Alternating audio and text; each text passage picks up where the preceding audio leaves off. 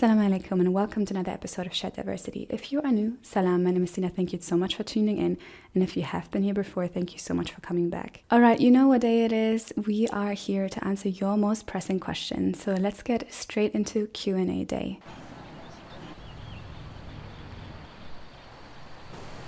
And if you don't want to be alone in creating your brand, check out Brand Academy, our women-only coaching community where you learn the skills you need to grow in your business, brand, and life, which can be found at sinaport.com. Before we jump in, I'm going to make a deal with you. If anything that I say today was interesting or helpful, you subscribe after you watch this because I want to see you back at this channel.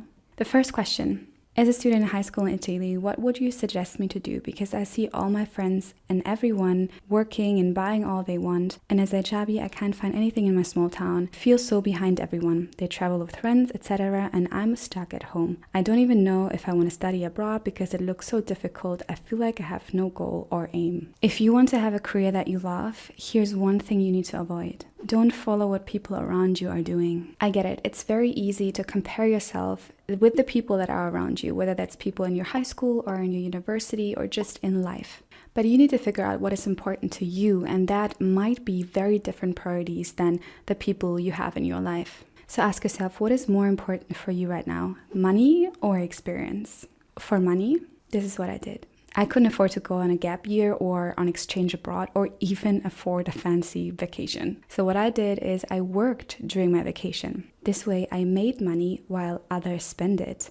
And I actually used that money after I finished high school to go on a solo trip to South America.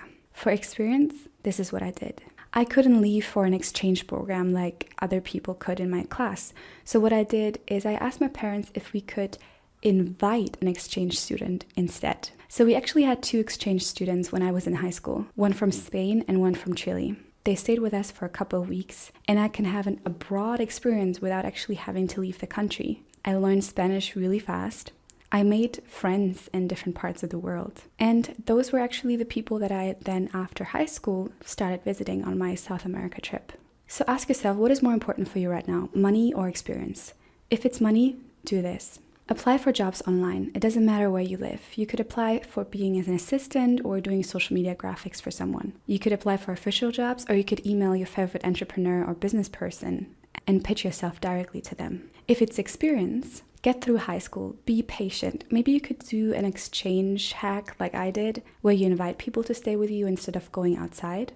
Or you could finish high school and actually look to do a study abroad program. What I did, I didn't do a program. I actually chose a study that I knew had 2 semesters abroad integrated into the study anyways. And it's not that difficult. You could score a sponsorship or actually work to afford going abroad in the first place. So don't follow what everyone around you is doing. Focus on you and what's important for you. Other people's priorities are not your priorities. Let's come to the next question. Still looking. That means you're still looking for a career path. I made so many mistakes in my career, but that's actually what led me to being where I am today. So it's actually quite difficult to tell you what I would do differently. But if I could start with 3 things, this is what they would be. Number 1, I would build a brand. A brand helps you stop chasing, so stop looking for opportunities and start attracting them. And not in a woo-woo kind of way, but actually attracting them actively. The more you put yourself out there, the more you build a brand that is recognizable, the more people will come to you, to work with you, to hire you, to give you any kind of career and life opportunity. If people see your brand,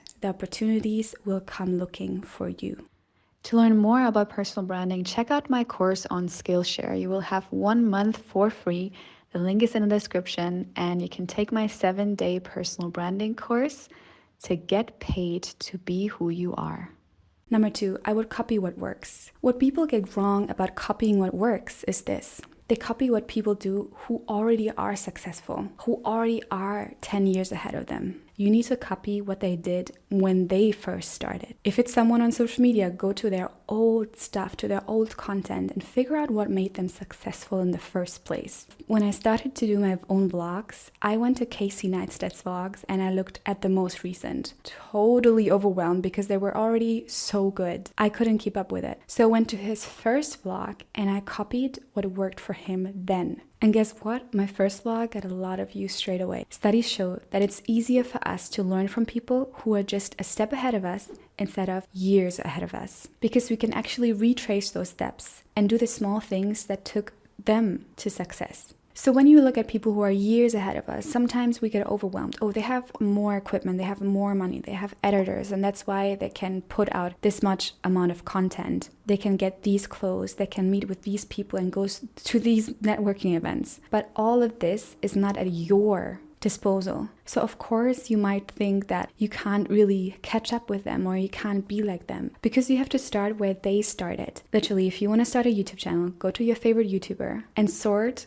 old to new, look at their oldest videos and see how they first started. What did they focus on? What did they talk about? What kind of setup did they have? And then compare yourself to them and not the newest, freshest, most successful version of them. Because different variables led to their success back then. And that's not the things that you see right now. And please don't reinvent the wheel every step of the way. It's going to take you too much energy, and that's the issue that I had. I always thought everything has to be unique. No, sometimes you can copy someone's content and make it your own. And I'm not saying copy 100%, but copy the variables that led them to success. Number 3, I would learn to be a better communicator. One of the biggest mistakes I made is not stay in contact with people that I've get to know over time. Because people that know you over 10 years of time, they trust you, they're more likely to recommend you because of that. And obviously they learned to like you over time. And that's why opportunities in your career will come from those people who you met 5-10 years ago and that you stayed in contact with. So start now, start being a better communicator, start checking in with people you met randomly, once a month, once a year, once a quarter, because those are likely the people that will get you career opportunities, that will recommend you for a job, that will hire you. For those who already have an advanced career, leave your top tips below. And for those who are just starting, what are your top questions for me? Leave them down in the comments. If this was helpful, share this with someone who just starts their career journey. Let's come to the next question. Dear sis, I'm totally confused with myself after my MBA. A lot of people will hate me for saying this. Your university degree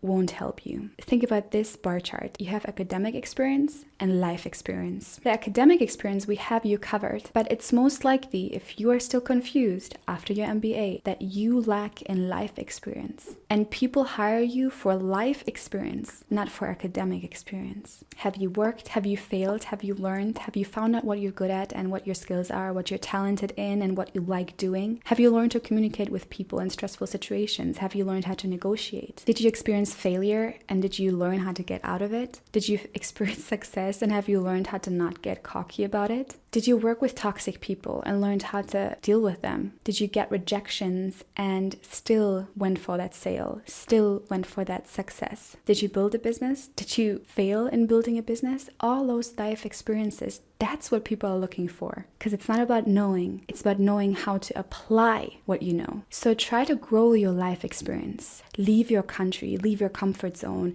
move out, start a business, fail, come back to live with your parents because you failed and start another business. Work with a startup, work with a founder. Whatever you want to do, just do it. Because it's better if you fail in experience than to get stuck in your knowledge without doing. I love to hear from you from a scale of 0 to 100. How high is your life experience and how high is your academic experience? Let's come to the next question. How did you get in contact with the startups? Did you know them already, or are there particular websites you search from? I will tell you something that you don't want to hear. Contacts matter. When people ask me, how did you get a manager position so young? Did you have contacts? I say yes and no. I started just applying for jobs. However, as soon as I got the job, contacts helped me get more jobs. And this is what I didn't want to know. Contacts matter. I always thought having contacts comes with privileged parents. They contact you to people who have job opportunities and you get that dream job just out of thin air. But truth is, a lot of times jobs come out of thin air because of contacts you make. The first job I got was just through a job post. So I applied for the job. Of course, I got recommendations from my university professor and earlier jobs I had, but I was there as an intern. While I was there, I started making contacts in Kuala Lumpur. So I went to startup events and networking events in the industry that I was working in.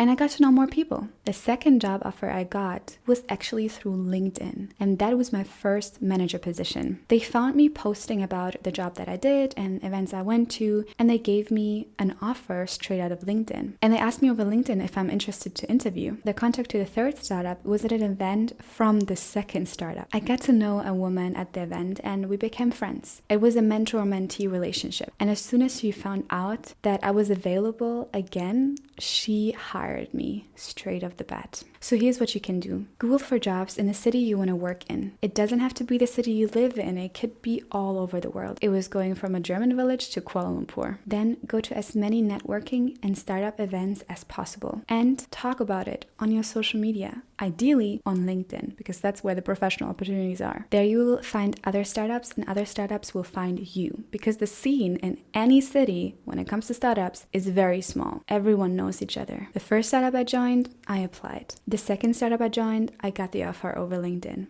And the third startup I joined, I met a woman who became my mentor on a startup event, and she offered me a job as soon as she saw I'm available again. Don't follow the job, follow where the job takes you. And this is something that not a lot of people tell you. Sometimes you have to take a mediocre job in order to get into a space, an environment, a city, an industry where you can get to know people that will offer you better jobs. Start with a crappy job in a cool city, and that will expose you to cool jobs in the cool city, and trust the journey and where it takes you. If you could work for anyone, anywhere, who would that be? Leave it down in the comments. Now let's go back to the promise. If this was helpful in any kind of way, please subscribe to this channel and share this with someone who needs to hear this. And I'll see you next time, inshallah. Assalamu alaikum. And if you're looking for a more immersive personal branding experience, check out our new women community, Brand Academy. Meet successful women who share your ambition and values and learn together strategies that help you grow in your business, brand, and life.